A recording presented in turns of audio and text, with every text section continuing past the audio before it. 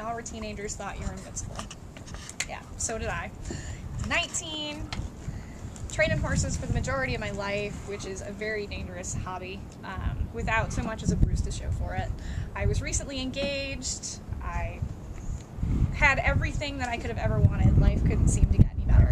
Until one day, one very unruly horse, my pride, my ego, landed me in the ICU. Surprise! Yes, believe it or not, I am what is now considered a survivor of a traumatic brain injury. Suffering 2 skull fractures, the loss of most of the fluid that cushions my brain, a subdural bleed, 11 days in a coma, 15 days in the hospital, and a very grueling recovery process that most said I wouldn't survive. I am very surprised myself that I survived it, but for the grace of God, I am here to tell the tale, and I'm not too worse for wear. There is no cure for a traumatic brain injury because it is an injury, and the only thing that you can do for an injury is to prevent it. During the next few minutes, I will attempt to educate you on the uniqueness of brain injuries, tips to prevent brain injuries, and what to do in case a brain injury occurs. Traumatic brain injuries are all very unique. There are several reasons why. One of which is because traumatic brain injuries are caused by a blunt force. And depending on where that force hits your head is going to differ with the damage. With my injury, I went headfirst off of a horse into a fence post without a helmet on. My brain injury would certainly differ from somebody who slipped in the bathroom. Both injuries are serious, but they differ. Another reason why traumatic brain injuries are so unique are the various locations that they can occur. There are so many functions that your brain has to sustain life, for life's functions. I hit my head on my temporal lobe, which is right here, my right temporal lobe, and my injury would differ for somebody that hit their occipital region, which is in the back of their head. Permanent damage can be caused by traumatic brain injuries, which is another reason why they are so unique.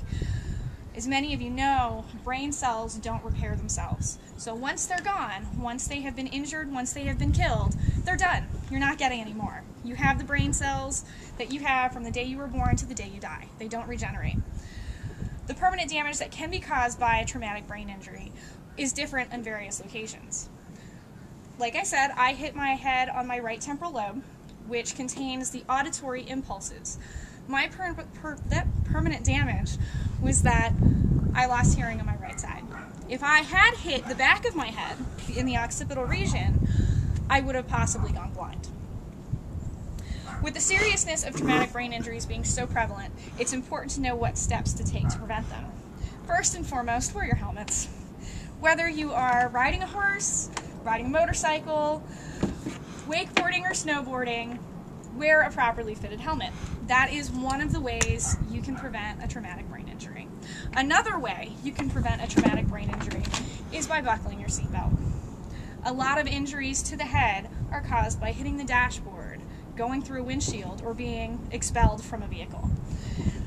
I know this last one sounds silly, and it may or may not apply to all of you, but one of the most common places for a traumatic brain injury is in the bathroom.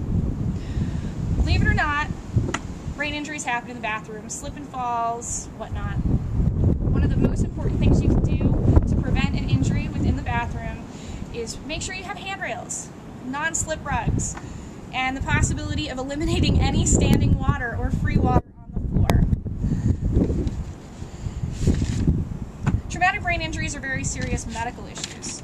The more knowledge you have about what you can do to save somebody's life, the better. We have, with traumatic brain injuries, I was also a paramedic, with traumatic brain injuries, once you hit your head, you have 1 hour. It's the golden hour to make sure that everything will check out, and that's especially with severe brain injuries. If you see or suspect that someone has a brain injury, call for emergency services. Don't try to be the hero, dial 911, best way to do it. Brain injuries are silent killers, so even if someone you know doesn't seem injured right away, the chances of them having something wrong with their head that could develop within 24 to 48 hours is very high. Symptoms of a major head injury are quite obvious and very scary. These include open head injuries, bleeding from eyes, nose, lips, and obviously loss of consciousness and possibly seizures. Call for emergency services right away.